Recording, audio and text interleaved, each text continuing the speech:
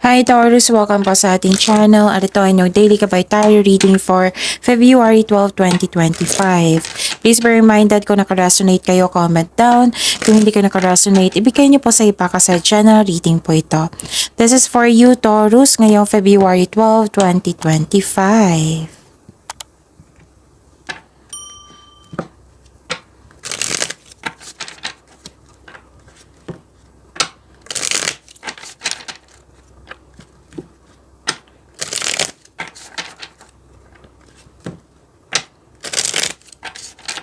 Para po ito sa inyo Taurus ngayong February 12, 2025. Maraming salamat po sa inyong patuloy na suporta at maraming salamat din po sa mga hindi nag-skip ng ads. Gamitin ang reading na ito bilang kabay lamang. Sa mga hindi pa nag-subscribe, subscribe na po kayo at click bell notification para malaman nyo na may bago tayong video.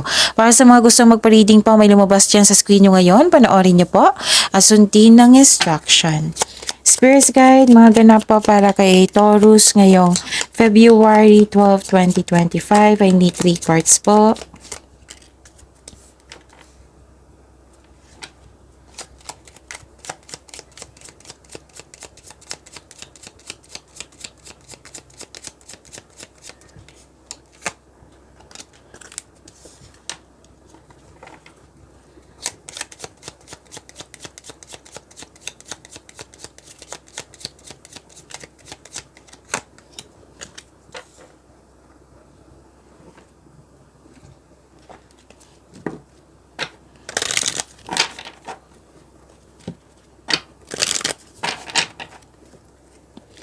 Spirits Guide, mga mensahe pa para kay Taurus ngayong February 12, 2025.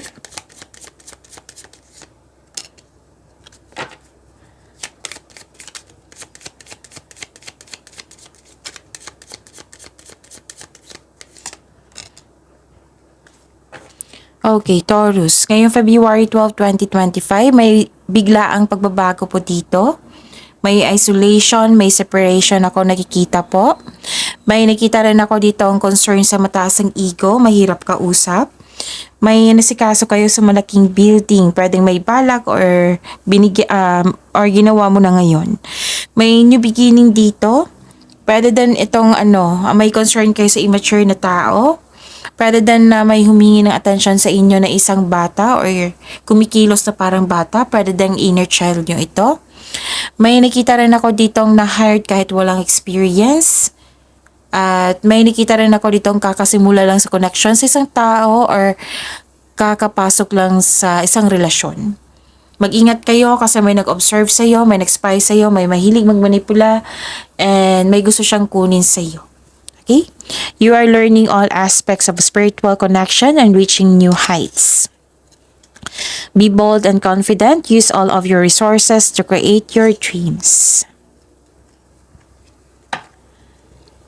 Spirits Guide, na po yung energy ni Taurus ngayong February 12, 2025.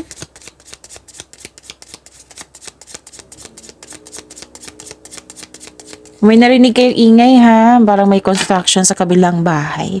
Pasensya na po. The clarification of this card po.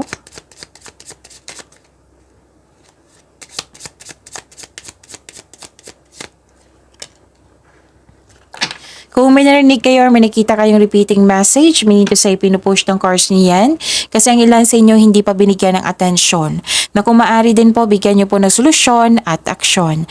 Remember, Taurus, at the end of the day, alam mo na ikaw lang tao may kakayahan at responsable na gumawa ng sarili mong katotohanan at kinabukasan. So ano yung energy ni Taurus? Nakikita ko dito na nagkaroon po ng you have lack of confidence around a specific goal or lack of focus or loss of direction. And may nangyaring away kasi hindi successful yung plano or hindi naka-move on. So the advice is you need to create a concrete plan in order to regain momentum. Impulse control ay kailangan in order to grow and take action in a positive direction. So yun, this is also a warning of moving quickly or nagkaroon ka ng hesitation to take an action. Yung nahirapan ka sa pag-move forward, nagkaroon ng stagnation, which is sumabas dito, di ba? Tapos, you felt defeated. Oh, you felt defeated. Pasensya na po ako, nabulol ako. Please be reminded, huwag kayo mag-claim ng negativity. Lalo na yung may nasabi kayo na hindi maganda. Kahit hindi mo yan sinasadya. So, sikapin nyo na makontrol nyo po, okay? And nakita ko dito na bibigatan ka na burnout po kayo. Pwedeng marami kayong nabibigatan kayo sa responsibilidad, marami kayong ginagawa, marami kayong iniisip, may dinadala kang mabigat na bagay, ngunit malalampasan mo rin ito. This is only temporary, just keep on going. Huwag kang mag-say yes kung hindi naman akma sa inyong schedule kasi makakaranas ka ng burnout pag yes ng yes ka. So, yun. Ask for help para hindi mo dala lahat yung gawain and time management ay kailangan po dito. Spirits guide, career and money po ni Taurus ngayong February 12, 2025.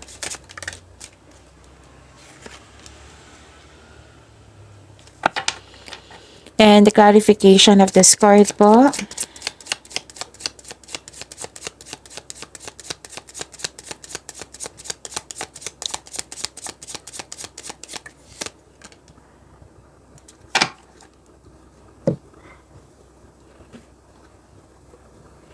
Okay. Okay. Nakita ko dito na nagkaroon ng, sa career and money niyo po ito ha, nagkaroon ng pagkakaisa, you're making memories. May customer kayong mga, or kliyente, mga bata ngayon, or may tinuturuan kang bata. Very supportive ang iyong family or co-workers mo na para mong family. Nagbibigay sila ng motivation sa iyo nang siyang dahilan na nagkaroon ka ng focus sa pag-achieve ng goal mo. So yun, ano pa? Kailangan ng mahabang pasensya. Yan yung nakikita ko dito. Naging patient kasi sa isang sitwasyon or bagay. Pwede din nagmamadali ka sa paggawa ng desisyon na hindi mo pinag-isipan kung karapat-dapat ba. So, pay attention sa ganyan. Taurus, marahil nagkaroon ng delay sa hinihintay nyo. The universe is trying to show you something. Baka may na-miss kayong opportunity. So, the wisdom message is use your time wisely at habaan ang pasensya. Spirits guide. Love, life, self-love, partnership, and romance ni Taurus ngayong February 12, 2025.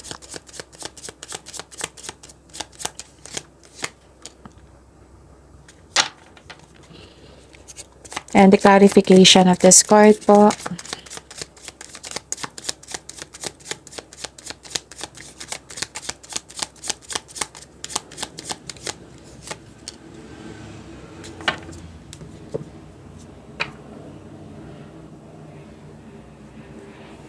Okay. Maraming salamat po sa patuloy na tiwala, suporta sa ating channel at maraming salamat din po sa mga hindi nag-skip ng ads. Nung nakarang araw ko pa to nakikita sa inyo, Taurus. Partying too much, drained yung energy nyo na dahil sa partying too much or sobra sa alak, or pwedeng hindi kayo ito, concern mo ito sa isang tao. May tension din ako nakikita dito. Nasa taong hindi totoo sa inyo na nagisalbahay sa inyo. Hindi maganda ang kanyang treatment. May nakita rin ako ditong tao na this is temptation ha. So, pwedeng kayo ito, pwedeng concern mo sa isang tao na iniisip nyo ngayon. May nakita kong tao nakipag-inuman, nakipag-flirt, pagkakaroon ng affair. So, protektahan mo yung inner peace mo kasi temptation is not an inspiration, okay? And know your worth, protect your inner peace, okay? Ano pa? Nakita ko rin dito na nagkaroon po ng celebration. Okay. Dalawang card po nagsabi dito na celebration din. May special event. May celebration. Ilan sa inyo nagplano na magsama sa isang bubong. Masaya kayo ngayon kasi may celebration. Oo, sa mga single dito, ini-enjoy mo ang pagiging single mo at ilan sa inyo ay handa na pumasok sa sa isang relasyon. So, pag-imanin niyo po yung blessings sa binigay sa inyo, Taurus. See you tomorrow. Please like, subscribe, and click po button for notification para updated po kayo sa daily tarot reading natin. Maraming salamat po.